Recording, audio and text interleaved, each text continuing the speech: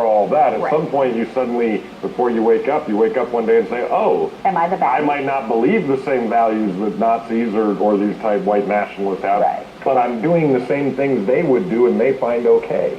Right. You know, that's that dangerous ground that I think we're all in right now. And I think that's the concern because, you know, we're so far down this road now where it's if you don't say something, if you don't step in, if you don't do something, then you're sort of this apologist to these, you know, which these is things. ridiculous. But then that's becoming a free speech absolutist. You're saying no matter what, I always have to, no matter how abhorrent, no matter how disgusting. Because then you said, otherwise you have people, now everybody's running around with this idea that, you know, it's about free speech, but then it's people not really understanding what that means. Right, and the thing we have to remember the most, Tab, is that the First Amendment, as much as I detest hate and detest people, you know, spreading fear and hate and violence, the free speech amendment, you know, that our First Amendment is there to protect unpopular speech as well as popular speech. But that's from a government. That's from a government. Now, private industry, they can do anything. Now, if you feel that they have wronged you as a private industry, you can sue them. Right, we you know, have, if you feel they're being hypocritical and how they have terms of service. They allow themselves that they can not,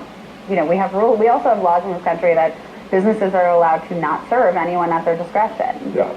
The biggest concern here is that, you know, you're talking about free speech absolutist, this idea that it's everybody and you must.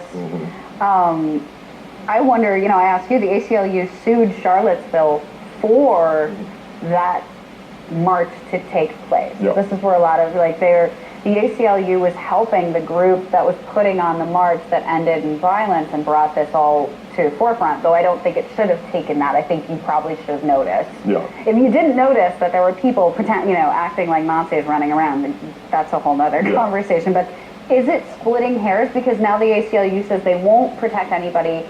They won't, you know, do that if the people marching or demonstrating bring guns. So is that splitting hairs since you have two constitutionally protected rights? Is this just splitting hairs over what you like or don't like? I think it gets back to what me and you have talked about at length, like with the Bundy protests and things like that. That if people are going to a protest, it's one thing to go to a protest to practice your free speech and say, I'm against this, I'm going to hold signs and do all that. But when you bring weapons with you, that means you're going there ready to rock and roll, which doesn't mean that you're going there to voice your opinion. Right. You're armed, you know, or whether it's a club or a gun, you're armed, you're ready to go. That's not. If money isn't free speech, neither is a club. Neither is a club or a gun. You know, use your voice, use your sign, put it, you know, that.